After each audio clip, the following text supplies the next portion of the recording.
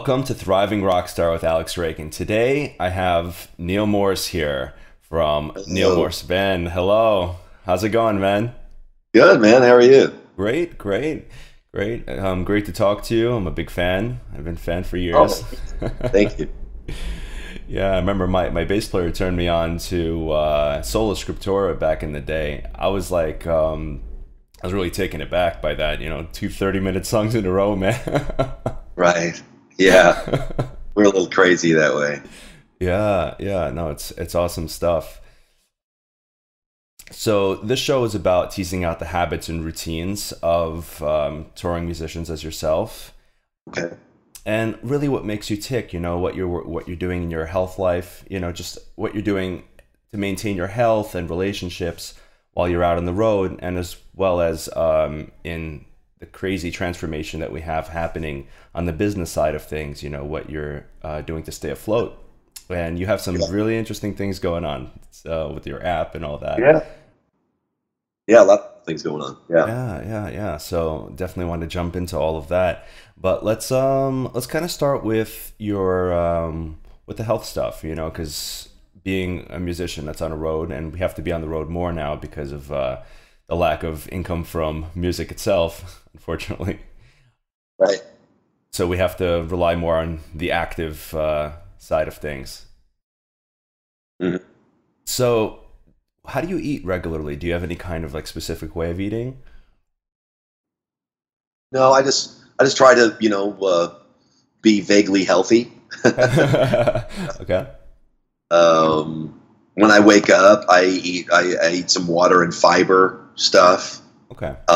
In case I don't get enough fiber, every morning I have some fiber, and Mm. and then I try to eat like I eat better at in the morning than I do later, because Mhm. then there's uh dinner is usually fairly healthy. Like yesterday in Baltimore, gave us the menu, and you can get a burger or a salad. I get the salad, right? Sure. And not always, I don't always, but Hmm. uh, and and then the one of the problems health wise on the road is the after show food is most likely going to be pizza, Right. and that's you know And eating whose call is pizza that? eating pizza at midnight is well, it's the band's call. It's really all you can get a lot of times. Yeah. Late night. There isn't that Mhm. much available at 11 o'clock on a Monday in Atlanta or wherever. Hmm. So yeah, but I just try to not to eat too much of that, and try to get a reasonable amount of exercise. Go for an hour walk, or just those Sure. kinds of things. Sure. Just try to stay healthy, take some supplements, just all the usual stuff. And so I get it. Like you're starting your day with something that, at least when you're in control, you try to do something that's healthy. Right? Yeah. I get Yeah. that. I get that. Yeah, because like Most.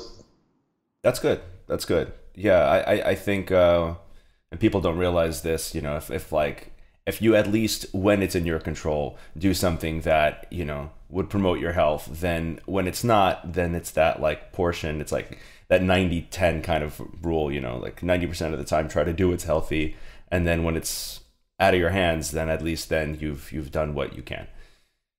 So that's Yeah. pretty cool. And what as far as like, do you ever struggle with like cravings and things like that, food wise, or you're pretty good about that? The biggest struggle for me is really that. I mean, I love that after show pizza.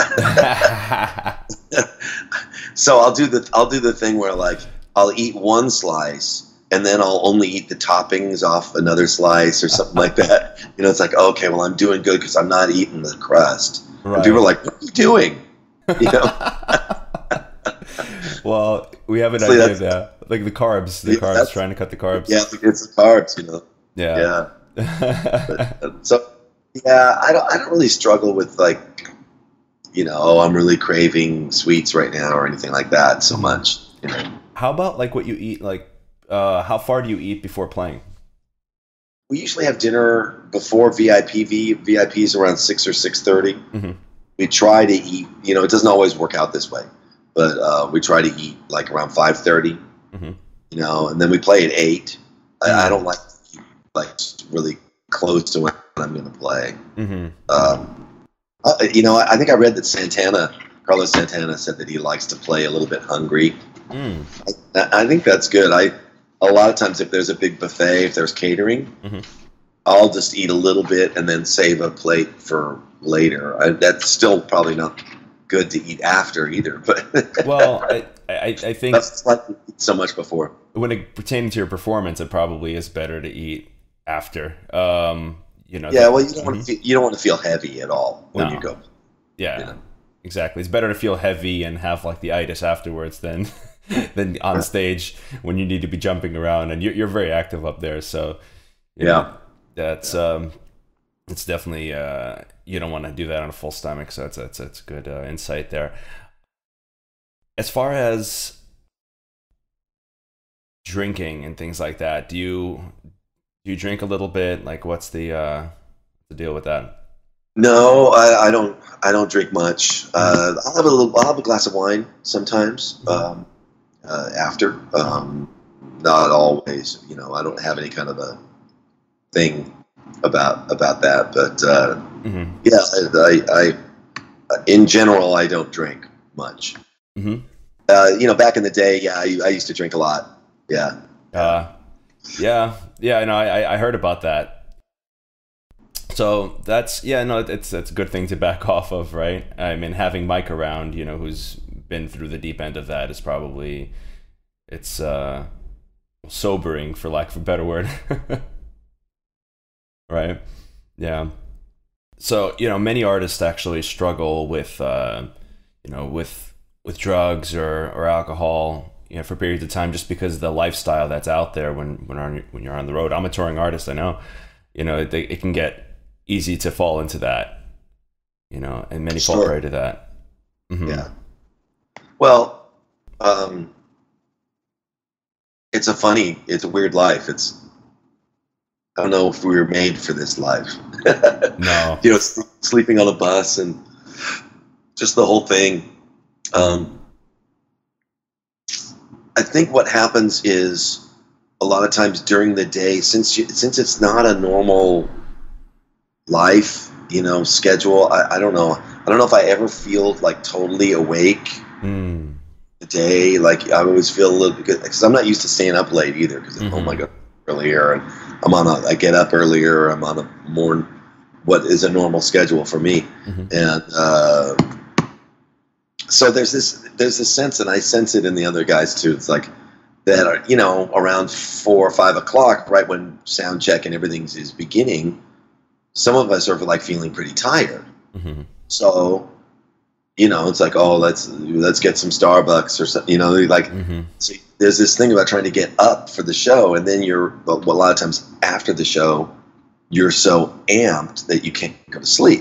Right. So that's why I think a lot of times people start either, you know, drinking a lot afterwards to try to get to sleep, or taking pills or you know, taking uppers in the day. I mean, I think that's probably what has driven a lot of people to those problems. A lot of times it's just trying to get up and then get down.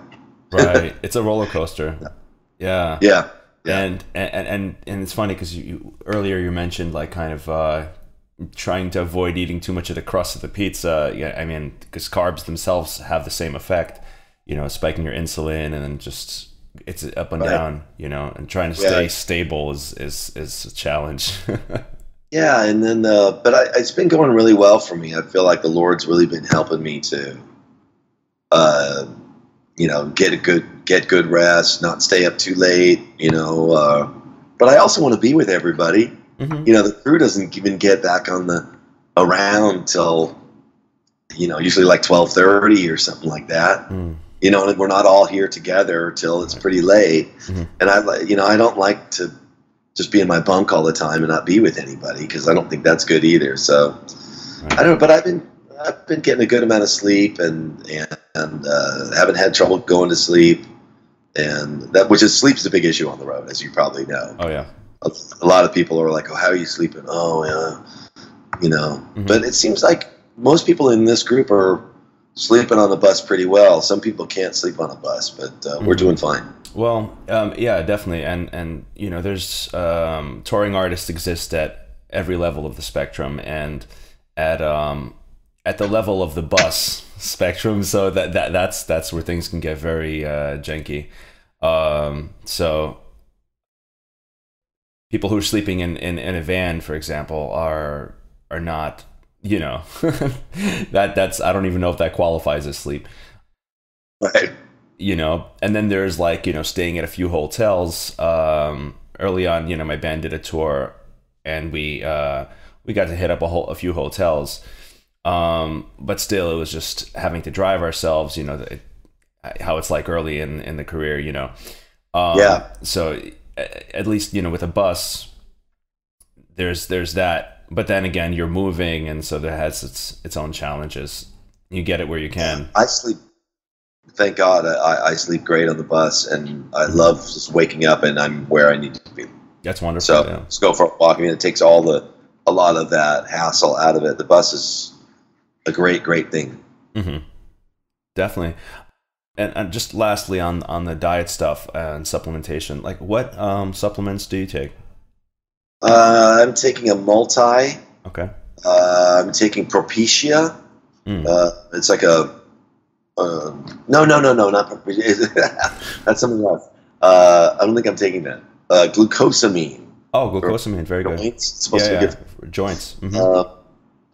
Low-dose aspirin, mm-hmm. some kind of a fish oil thing, and biotin, I think. Okay, yeah, good things to take.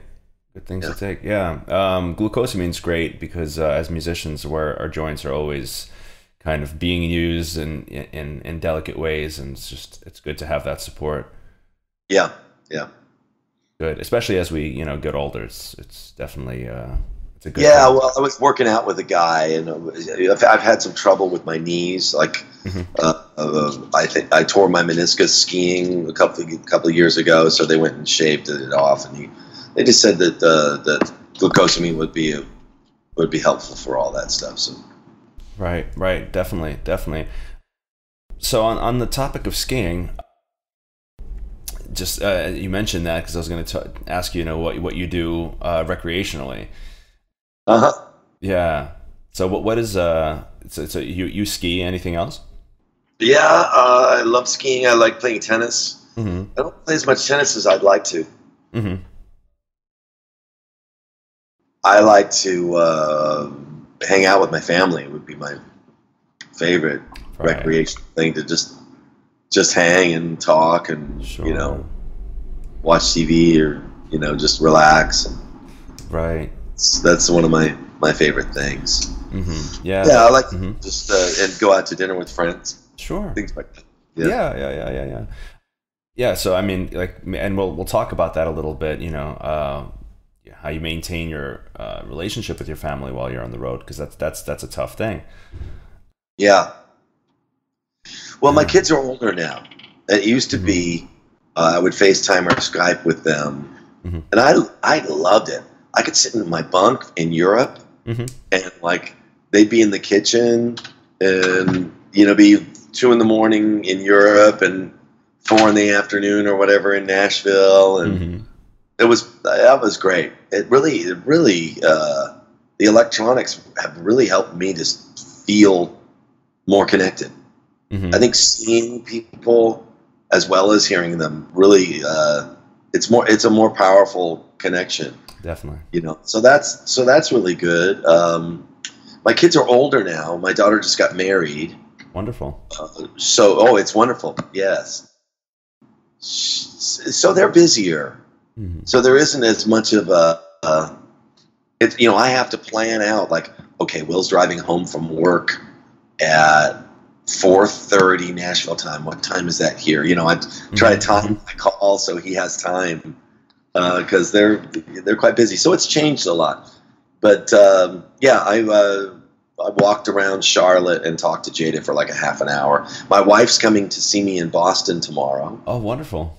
Yeah, and so I have a day off there, and then we're going to drive to Philly together. So we try to spend as much time as we can together during this whole process. Yeah, no, that's good. That's good because that's one thing where if you're not diligent about that, relationships can kind of like get shooken up by the whole tour life.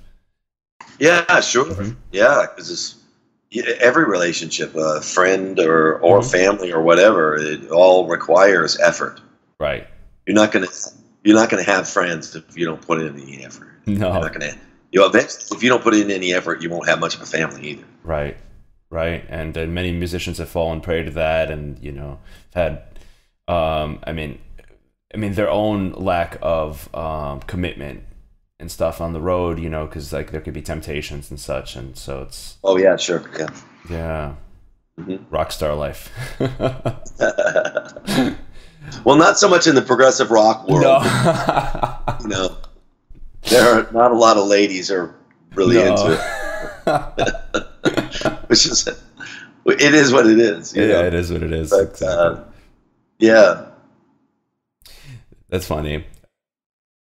But back on the exercise thing, so like you said you were working with somebody like a trainer. You what would you were working with a trainer, correct?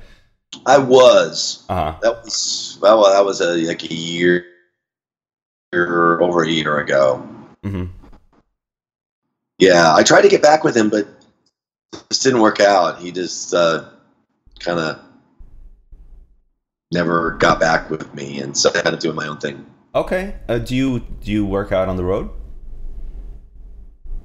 Yeah, some, not that much. Uh-huh. I do more walking.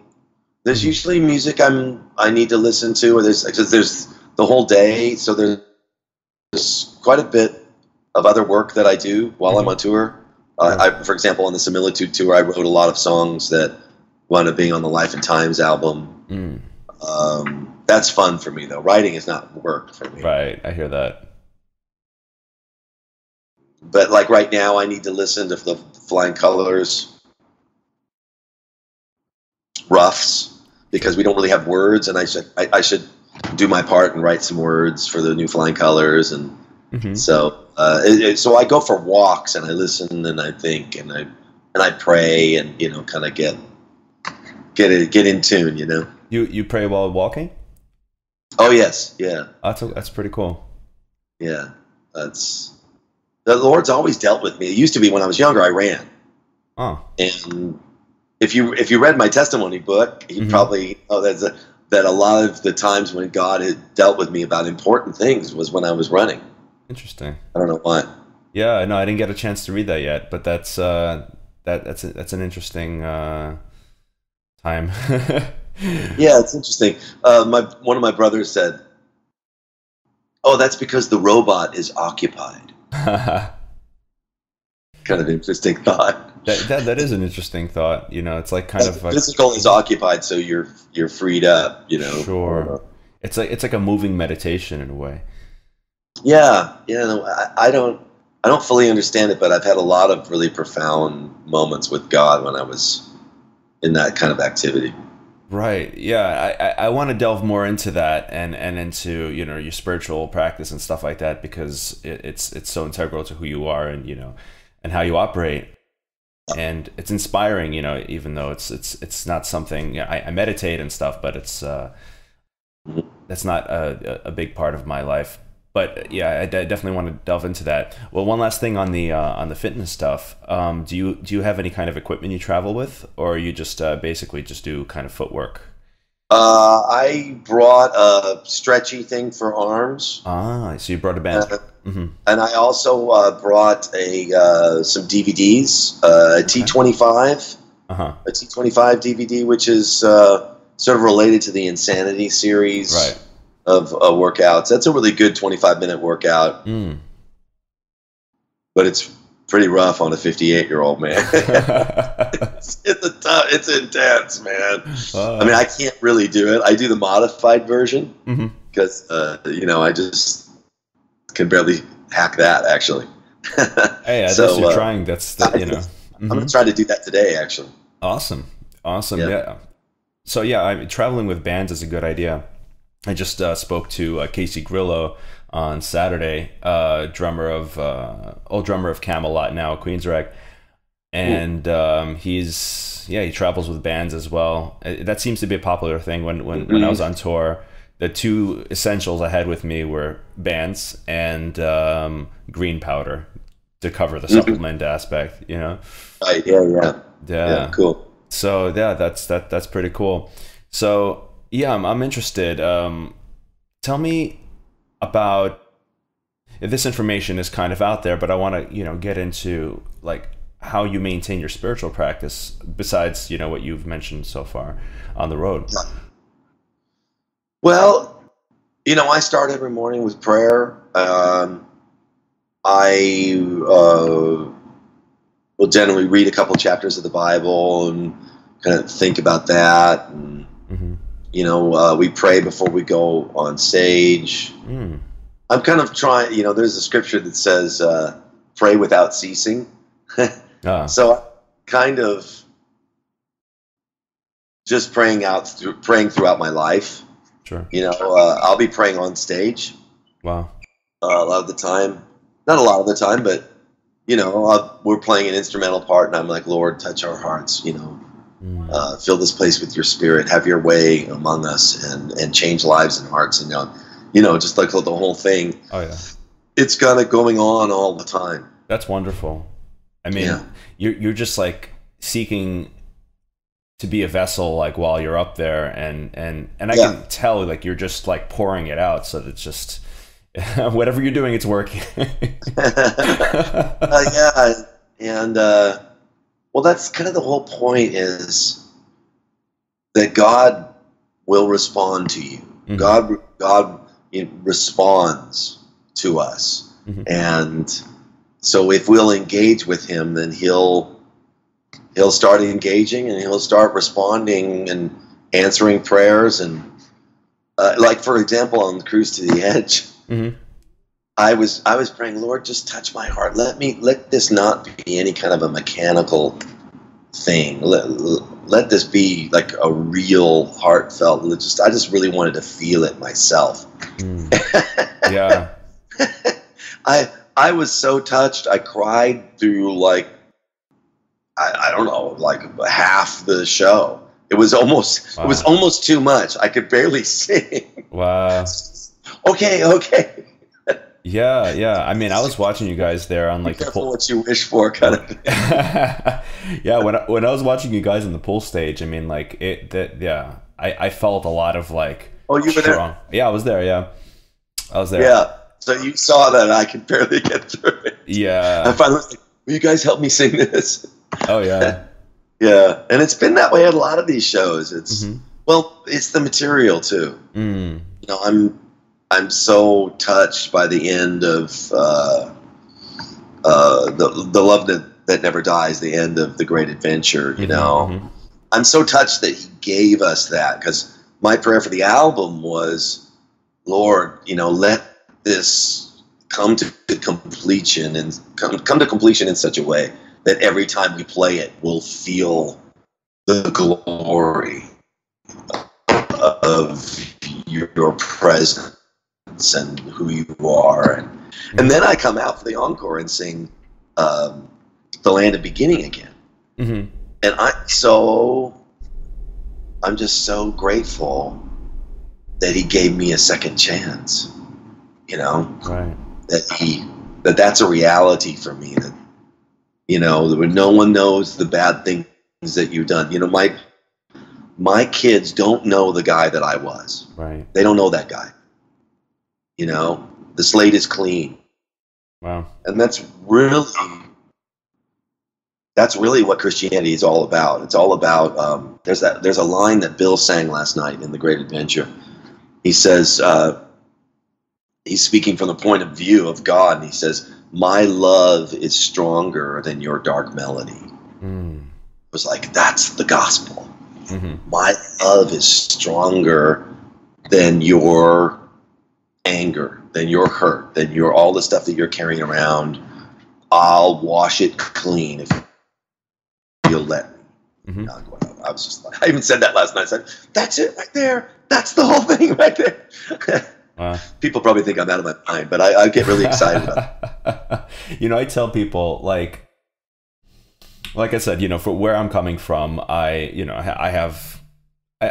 meditate, and I have like a spiritual kind of spiritual understanding to a degree, you know, but it's not, you know, it's not a central part of my life. But, you know, listening to her music is very inspiring, and I hear that, and you know, I go full Jesus, so to speak, when I listen.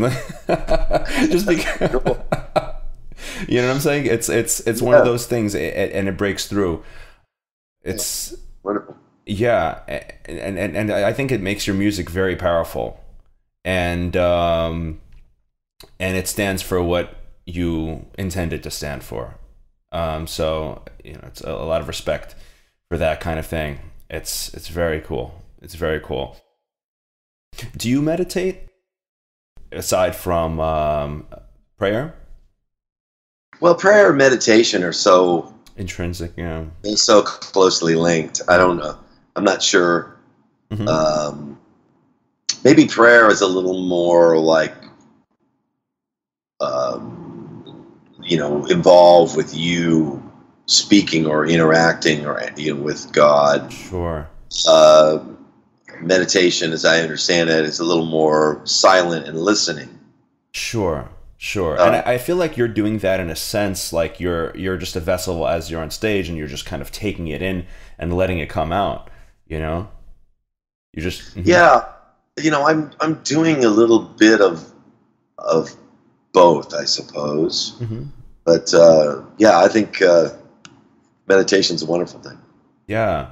And I for my listeners that, you know, don't have any kind of religious affiliation, or even kind of identify as like atheists, so to speak, Mm-hmm. I think they can identify with it if they've ever meditated, you know, just to feel like that energy flowing through them, you know, what they call, you know, the universe, or, you know, universal consciousness is just that same, you know, what you would label as the Lord, and, you know, that kind of thing.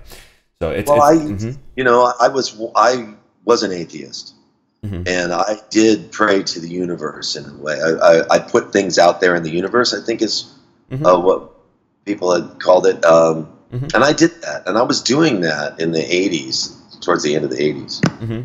And I'll never forget it. I was standing out in front of my house in LA, and I was meditating and kind of asking the universe for things, and this voice boomed inside my mind and said, "Would you knock it off and call me God?"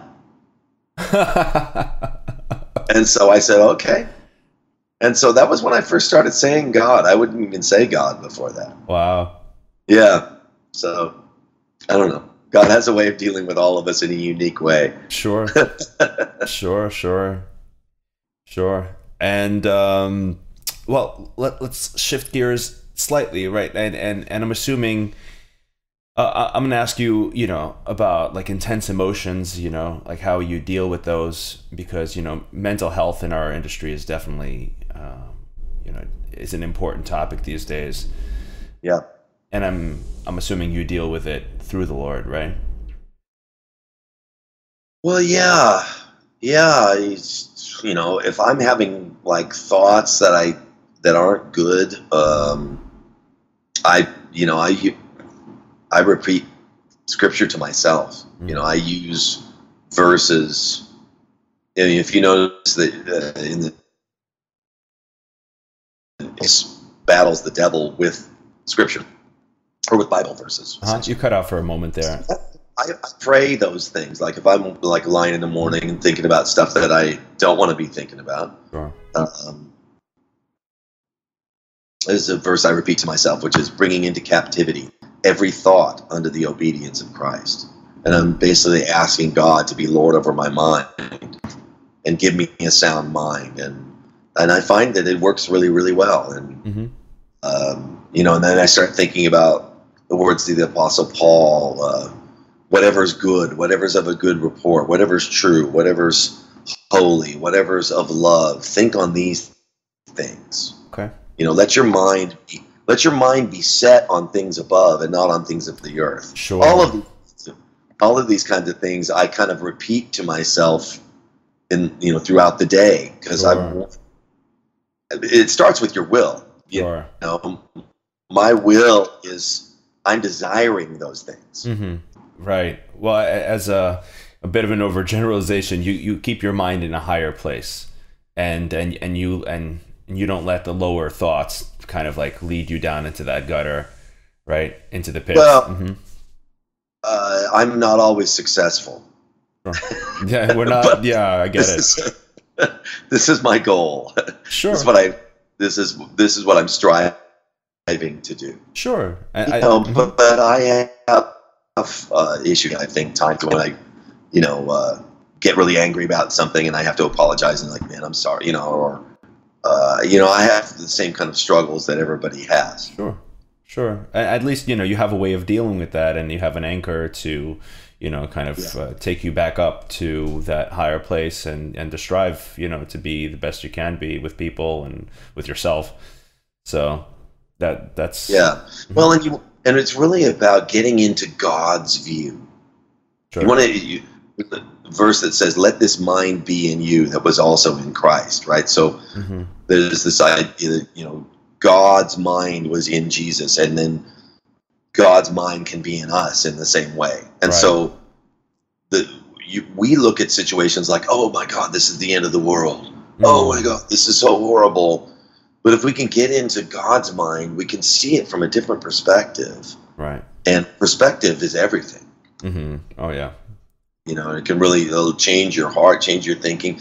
You'll be able to talk somebody else off the cliff. Sure. Go like, oh, this seems like it's just the worst thing ever. Right. But I'm sure that God has a purpose in this. Mm-hmm. One day you'll look back and go, wow, glory to God. He was able to use that terrible thing mm-hmm. for his glory, and it wasn't as bad as I thought.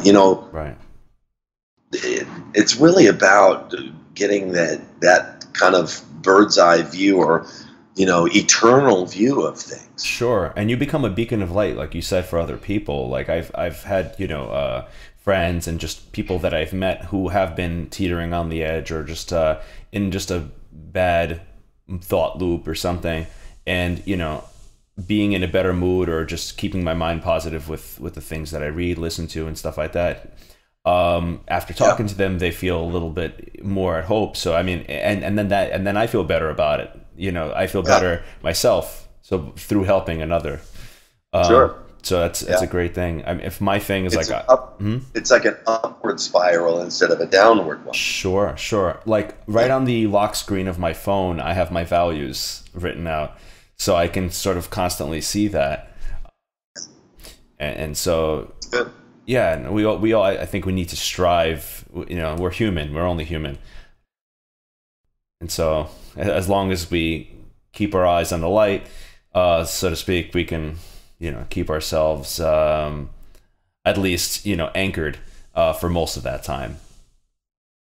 Yes. Yeah. So on the same topic, like, how do you deal with? Do you ever like read comments online and then like you get some negative ones, trolling and things like that? I try not to. I do read some of the comments online. Uh-huh. I think it's interesting. Some of it's really valuable. Sure. But I try not to carry it with me too much. Right. It's hard for some people. Some people, they can be so harsh. Yeah. Who was it? I was at a songwriter gathering in Nashville, and Dave Barnes was there, and Dave Barnes said, yeah, I got like 105 positive comments on this song and one really negative one. Right. Well, what did I go talk to my wife about? The one negative one. Right. Yeah. I mean, they say we're like predisposed to kind of seek out that little thing. It's like a survival instinct thing. Yeah. That's interesting. So yeah, again, anchoring ourselves to the positive. Very important. So what would you say, like, we briefly touched on this, your important relationships in your life, your family. Oh, yeah. my wife, my family, my kids, my grandkids, my friends, my church friends, and we're all praying for each other, and it's really good. It really is truly an amazing, wonderful life. You know, that's another reason why I probably, people are probably wondering why I cry on stage so much, and that's one of the reasons, is because I'm so thankful, not only for the music, but for where he's brought me to. Let me ask you a question. When you first met your wife, how did you sort of like, how was she about, like, okay, I'm a touring musician and I have to, you know, be away for long periods of time, and how did you build that? Well, when I first met my wife, she was married to somebody else, and I was playing in clubs in LA in like 1984. That's when I first met her. Right. Then she got divorced from her first husband or separated around 1990. We didn't talk to each other for a really long time, till about 94. And when we first got together, would have been in like 95. And I proposed to her. Boy, that was the first time my heart ever said yes. And about it, I was 35 years old, and my heart had never said yes about any girl. I've been with a lot of girls, and God knows. No, I'm kidding. But I wasn't a touring musician at that time. I was just a down and out songwriter with no work and no money at all. And I don't know why she married me. She's married me because she's just nuts. Because I didn't start touring. My first real touring thing was with the Eric Burden Band. I joined the Eric Burden Band in 97. Right. So 2 years later. Now we've got our son Will, and Jada's on the way. And I've got my first like decent paying gig. She was really cool about it. She's pretty self-sufficient, you know, and she can handle the kids. She's a strong girl. Sure. Might not know it just meeting her, but she's strong. And it was me that couldn't handle being on the road and being away from the kids for a little. And so I prayed about it, and I wasn't really a Christian yet. I was just dabbling. And I prayed about it. I got down on my knees at the Days Inn in Boston. I was like, Jesus, if you're real, would you help me get off the road? And it was before email and the internet, really. Because I remember Metal Blade faxed me an offer like a week later to license the Spocks Beard albums. Wow. And I took that, I took that as a sign from God. Like I took that as an answer to that prayer.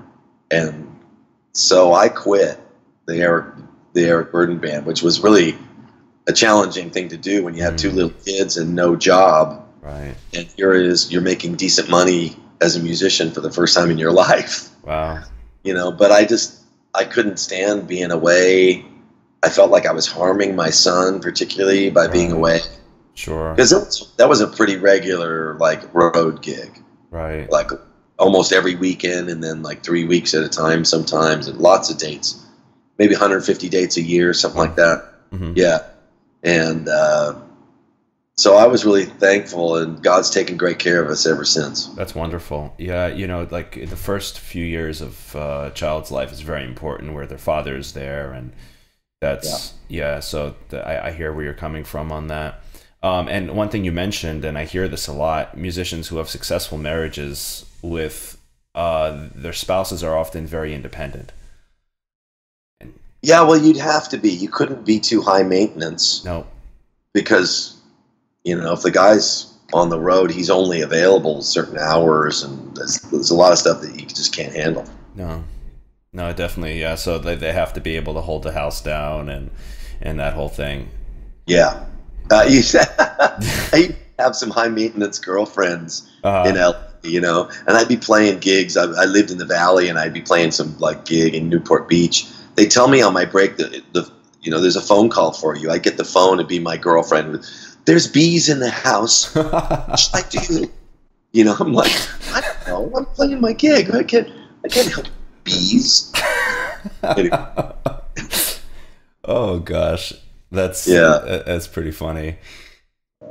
My wife handles stuff really well. That's good. That's good. Yeah, Casey was telling me in our interview that his wife, like, he ends up coming back home and she painted the entire house, like, just. What's that? That she painted the entire house, like, you know, like Casey was telling me in the last interview that I had, like that his wife just like does very productive, like she's extremely productive when he's gone. So yeah, it's good. It's good to have people independent. I think it's an important My wife bought a house while I was gone. Wow, you came back to a new house. Right. Yeah, totally. Yeah, or whatever rocks your boat, right? Did you ever have to take any therapy? No, my parents, when I was quite young, they put me in therapy. They thought something was wrong with me, I guess. They said you can either. They gave me options. I can't remember what it was, but one of them was therapy, and one of them was the S training, which they were really into, which was this self-growth thing that I wound up doing later, actually, and got a lot out of. But interesting. Anyway, yeah, I did some minor therapy when I was younger, but I don't know, 6 sessions or something like that. But okay. No, I haven't had much of that. Okay. Do you feel like that has had any impact on you in the long term? No, not really. Okay. Right. So it's interesting. I mean, like, like going back to the mental health thing, that's something that really some artists are struggling with, and we're losing some. Yeah. And you know, you've been able to maintain your family life, like you said, you know, by kind of keeping up with family just at any free time. You're always thinking about how you can you know, get your, like, you know, plan around your kids' schedules and things like that to get some video time in. So right. Technology's really helped you. Well, not only that, it's a whole life, Sure. It's a whole focus thing. Like, I plan my touring around, like, I'll talk to my wife, like, so when's Jada's spring break? And when's Will's spring break? So that's why, a lot of times I don't play between like March 5th and, because that's when the kids have their breaks and I want to be able to be with them, Yeah. So it's a matter of, planning and looking out and going like, okay, these are my priorities. And so I want to make sure I'm home for this. I want to make sure I'm home in May. It's always graduation. Will's getting married this May. I always need to be home in May. So I don't hardly ever do any gigs in May. And sure. Yeah. If you want to, you can just tell people, I'm available to tour at this time. I'm not available to tour at this time. And set boundaries. Yeah, set boundaries, man. Why not? Yeah, no, I totally agree. And you besides coming to some shows, do you ever take family out on the road with you? Not much. They're not. I did more when they were little. Sure. When the kids were little, sometimes but you have to rent a car and then you have to drive. Sure. So you have to pick places that are close enough where you can do that. Yeah. So Europe's usually the best because everything's closer together. Mm-hmm. And but driving yourself and doing the shows and everything, it's be a little rough. Oh yeah. But I did it a lot. We've done it a lot. That's good. Yeah, I think traveling with younger kids, like they learn a lot from that. They learn a lot more. Yeah, and like my wife's coming to Boston, so we're going to rent a car, and I don't get her on the bus and with all the dudes and everything. Some people do that. She doesn't really want to do that. Right. So we're going to rent a car, and I'll drive to Philly, and then I'll drive to New York, and so that's okay. It's not too far. Yeah, that's not bad. So just kind of shifting gears to the productivity side and business side of things. Well, I was going to ask you what drives you to create, but I would, I'd assume that it's the same thing, that what drives you in general. Yes, sure. Yeah. Yeah, absolutely. Yeah. And do you ever get blocks, any kind of creative block? Like writer's block, anything like that? Well, I wouldn't call it that. There's times when things aren't fitting together. Mm-hmm. You know, when I can't really put it all together, especially with a concept album. Sure. But that's where the band comes in. Yeah. You know, they bring their. You know, I only have a certain amount of tiles for the mosaic. Sure. And then they come in with theirs, and right. and then we step back and go, wow. Yeah. Yeah, it's wonderful to collaborate with others, you know, so you never get stuck, because whenever you reach a point where like, okay, this is what I have for now, and then others add to it, and then that inspires you to put more down. It's a wonderful thing. Yeah. Yeah. Mm-hmm. And when it's working, it's just phenomenal, you know? Right. Do you have a, like a particular ritual before writing, like something that you kind of get into a headspace, or? No. Just write. It can happen anywhere, anytime. Sure. You know, I've written everywhere. In the car, bus, at home, on vacation, on the bow of ships, you know, walking through a jungle, or, you know. It's just always there. Yeah.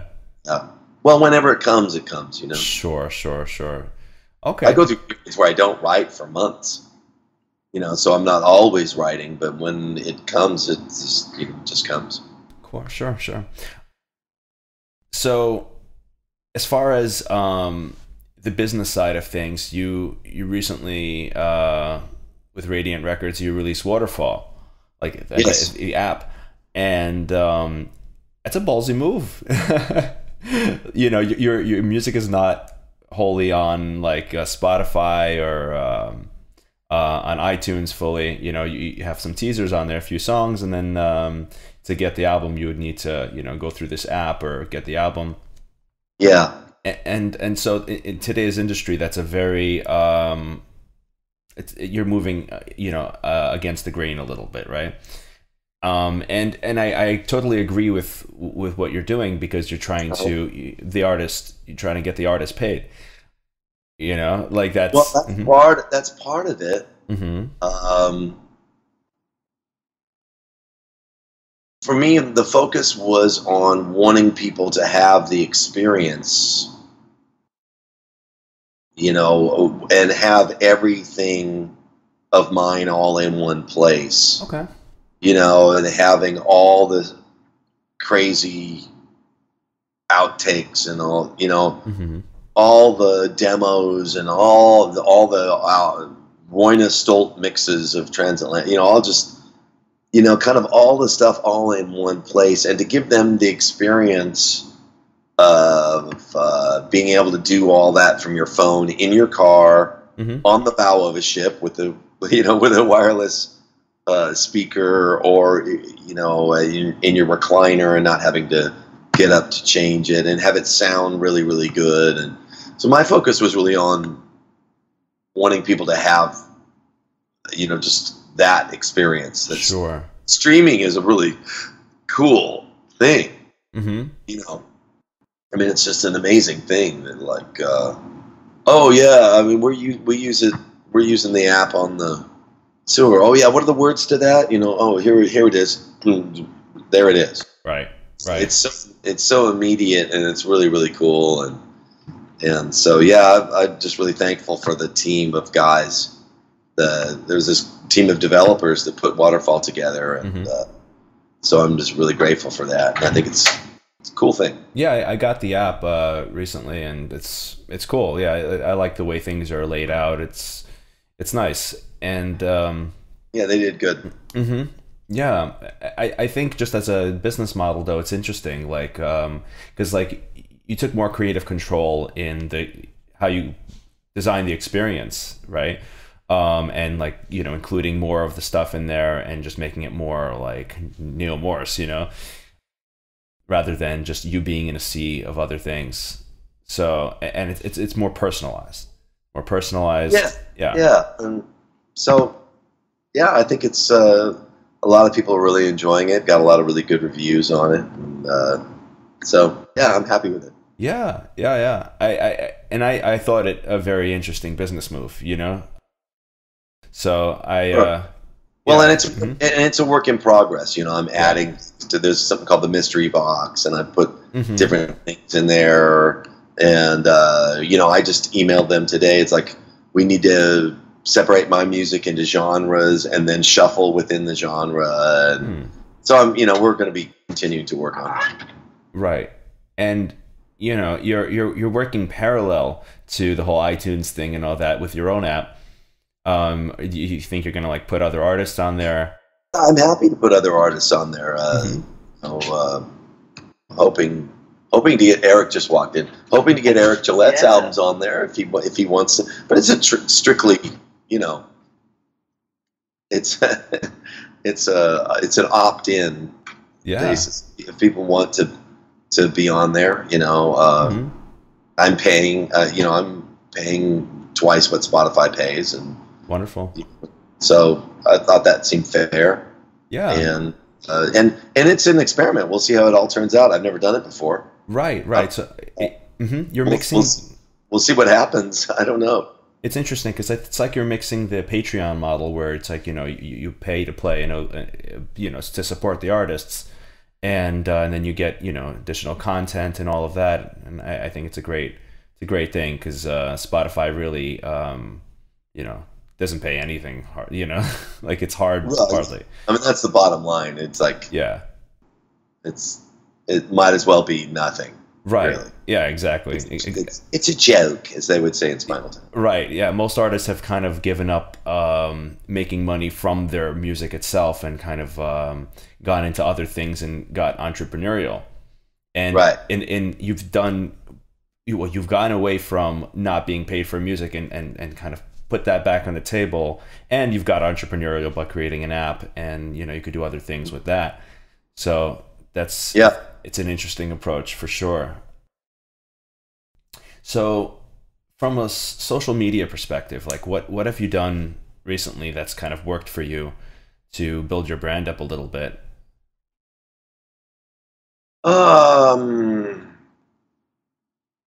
You know, I'm not that good at social media. I do it. I would consider taking any advice from me. Mike would be much better. He's much better with it than I am. Sure. Just try to be active. You know, just try to let people know what's going on. You know, mainly it's about the people that are in my world. It's all about the music. Right. So when we have new music out that they're excited about, then there's going to be lots of activity. Right. There's content. When there isn't really, it's hard to drum anything up. You know, I mean, but my audience is pretty smart. There's a lot of smart people, and then I'm not going to be able to, like, you know, fool them into something something going on that isn't. You know, it's only so much selfies you can post to that demographic. You know. Yeah, you know, and I just try to share. The thing I really enjoy about it is that I really enjoy just sharing with people. You know, I'm always filming things just to have, just, you know, because I might want to share it someday with my kids or something. You know, so I like to share things. Like I was in the bookstore yesterday in Baltimore, and which book should I get? I had a whole stack that I was checking out, you know. Sure. And it got like tons of activity. Right. Because I was kind of asking them, and I think a lot of people in my audience are their readers, you know, so they had a lot of opinions about what were the better books, and just engaging with people is a lot of fun. Right. And I think that's the beautiful part of the change in the past 15 years or so, is that we have a personal relationship with our fans, and you know, and the right thing to do is to engage with them, you know, to have like that conversation ongoingly. It's a very cool thing. And you know, and that's where a business opportunity also arises. The only reason your app was able to kind of, you know, that you can do such a thing these days is because you are directly engaged with your audience, and you put it out there, and you can sort of you don't need the middleman of Spotify and you know, to tell you how to run the ship. You know, you can sort of step in with your own thing, and artists are doing all kinds of different things like that.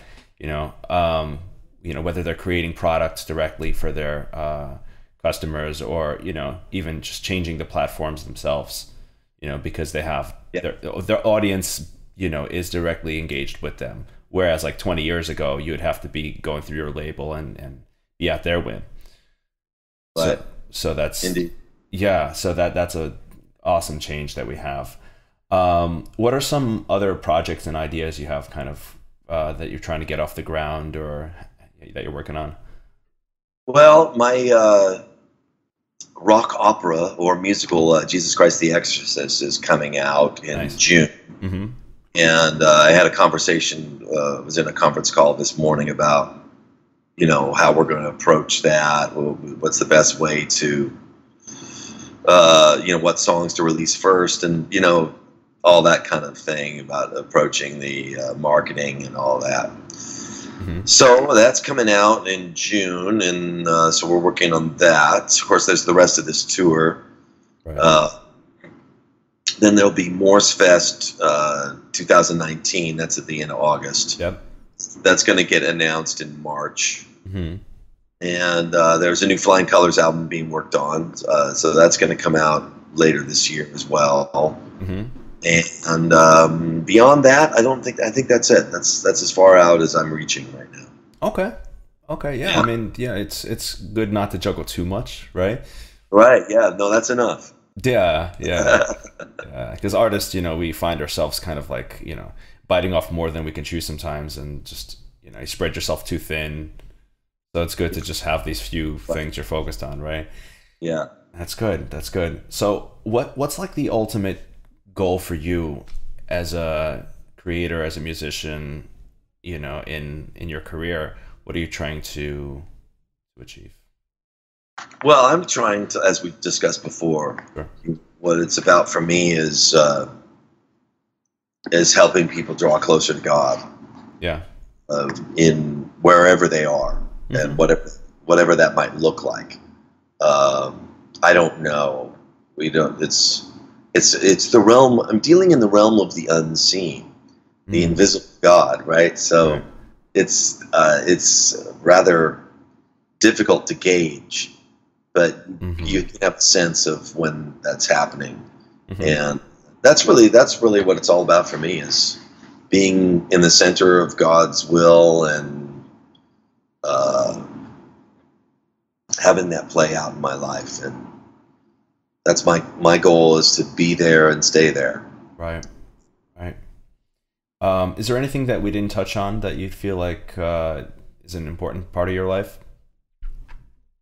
No, I don't think so. We didn't really talk about my beard. This is really the center of all things.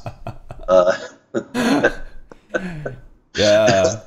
I was on the phone with my mom, and I said, "Mom, I've grown a beard," and she said, "Oh, I was afraid of that." Yeah.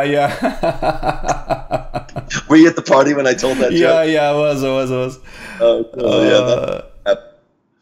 That's funny. Cool. So if you've been granted one message that all musicians could hear, what would you tell them? I would tell them, seek the Lord, seek after God, and let Him use your gift in the way that He wants to use it, not in the way that you want to use it. Surrender all, and you'll never be happier. Surrender all, and you'll never be happier. You can put that on a billboard, right? Yeah. There you go.